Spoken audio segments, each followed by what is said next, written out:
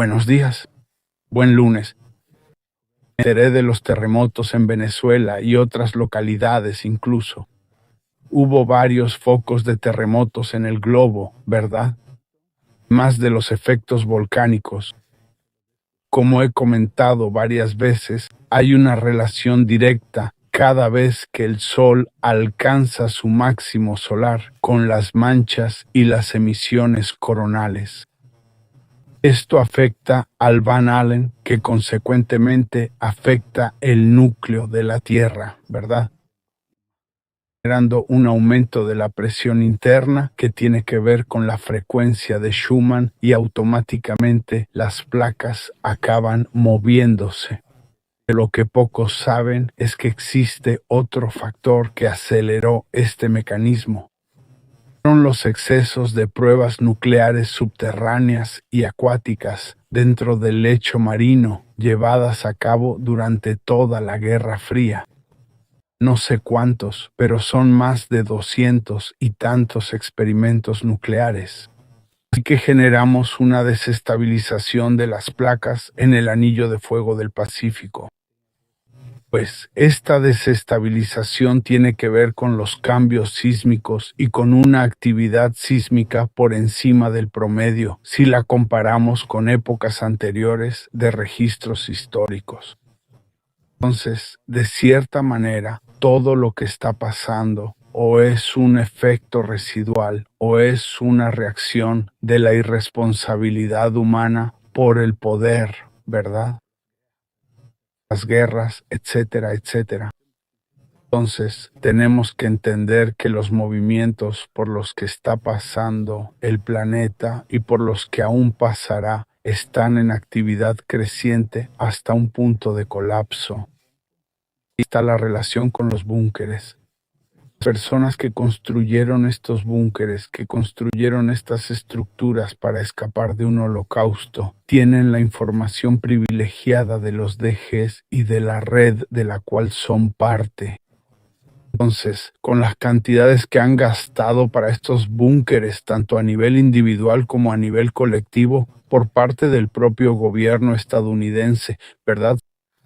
Una funcionaria que ya publiqué y volví a publicar ese Instagram de ella, su mensaje, trabajó en el gobierno de Bush.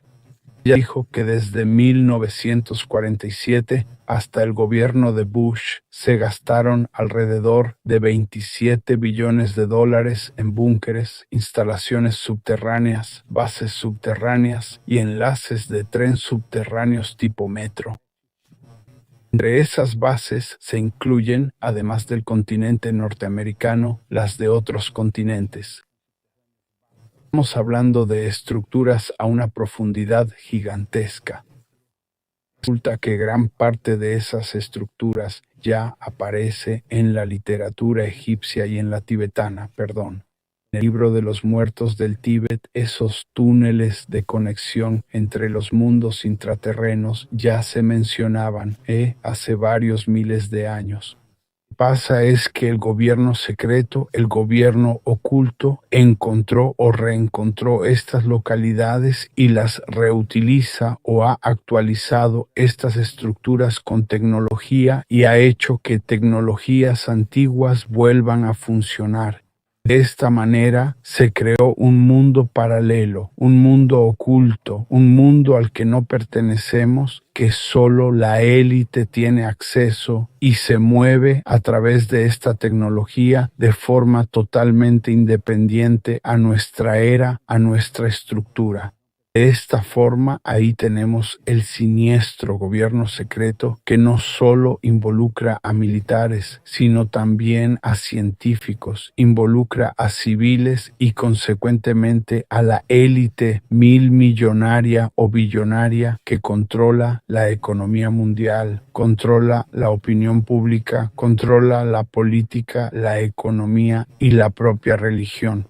Así que una gran parte del dinero que hoy se desvía por la corrupción en el mundo, incluyendo a Brasil, es usado, confiscado por este gobierno como tributo para garantizar el mantenimiento y el desarrollo de estas tecnologías secretas y consecuentemente el desarrollo de proyectos que están involucrados dentro de esta dinámica, ¿vale? Este es el otro lado oculto de la humanidad que ustedes creen que es teoría de la conspiración. Respecto a nuestro asunto, continuando, os daré un ejemplo de cómo los militares se involucraron en estas cuestiones. Con Bigodiño, él era místico esotérico, ligado a varias sectas secretas de doctrinas de Blavatsky, ese famoso de Alemania. Entonces él fue el patrocinador de Rudolf Steiner para que viajara, fuera a la India, etc. Entonces los otros gobiernos, los líderes gubernamentales y muchos de los generales, almirantes, ¿verdad? Fuerza aérea casi no había en esa época, así que había pocos brigadieres. Todos estaban metidos en las logias masónicas, Rosacruz, Sudar Dharma y otras escuelas herméticas, donde se estudiaba el material proveniente de la Cábala, la Torá, los libros de Enoch y diversas otras literaturas que para nosotros son consideradas apócrifas y de difícil acceso. Ellos tenían acceso a todo eso. No existía la prohibición que hay hoy en día. No existía la limitación, ¿verdad? O incluso la prohibición directa de muchos libros, como los protocolos de los sabios de Sion y tantos otros que andan por ahí, principalmente los libros ligados a la poética, a los demonios, a la literatura del rey Salomón, etc. Entonces, cuando los arqueólogos encontraban algo raro, el gobierno siempre mandaba a un explorador, una persona disfrazada ligada al servicio secreto del gobierno, para verificar qué nivel de arqueología se estaba encontrando, si eran cosas desinteresantes o de interés oculto. Cuando el interés captaba la atención del gobierno y de sus organizaciones privadas o secretas, hacían los escáneres. Entonces este sistema de escáner, que fue usado en 2025 para mapear las pirámides y descubrir esas columnas gigantes de 600 metros y ese cubo de 80 por 80, que es el reactor de neutrinos. Aquello ya había sido escaneado por el gobierno oculto ya en los años 60, que ya tienen esta tecnología de...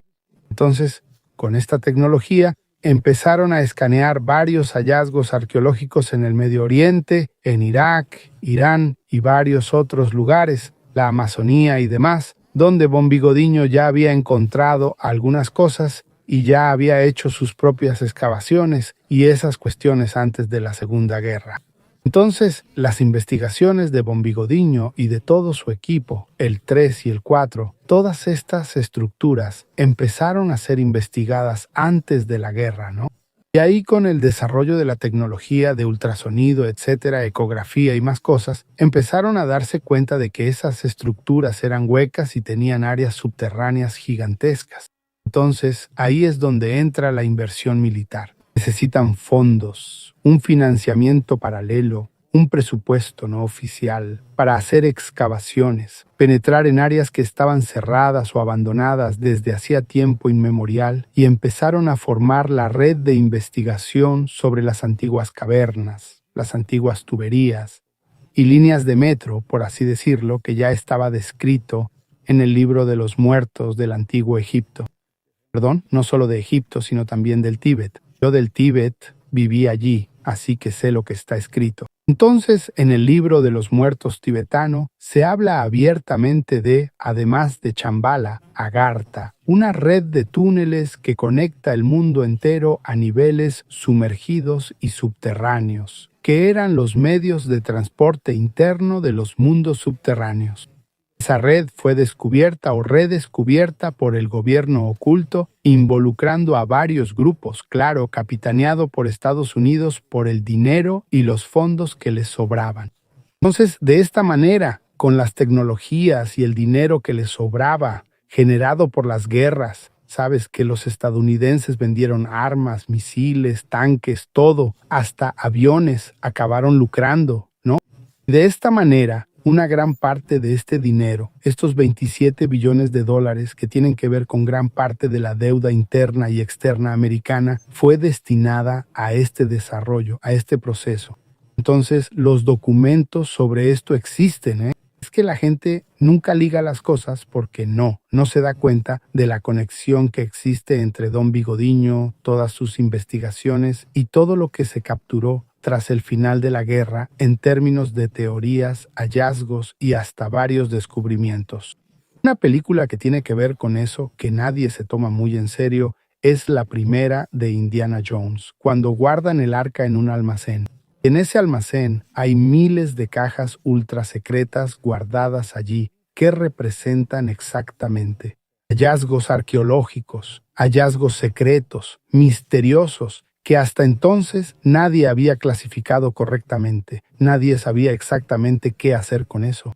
Eso es más o menos cierto, ¿verdad? Así que Don Bigodiño formaba parte de estas escuelas iniciáticas, al igual que todos los grandes comandantes. Y luego estos tipos empezaron a desarrollar específicamente, basándose en estas teorías, en estos hallazgos, un gobierno oculto usando tecnología inversa, no solo de ovnis, sino también de bases, instalaciones militares, instalaciones secretas de los Anunnaki como parte de su botín, para formar un gobierno paralelo oculto que no tiene nada que ver con nosotros.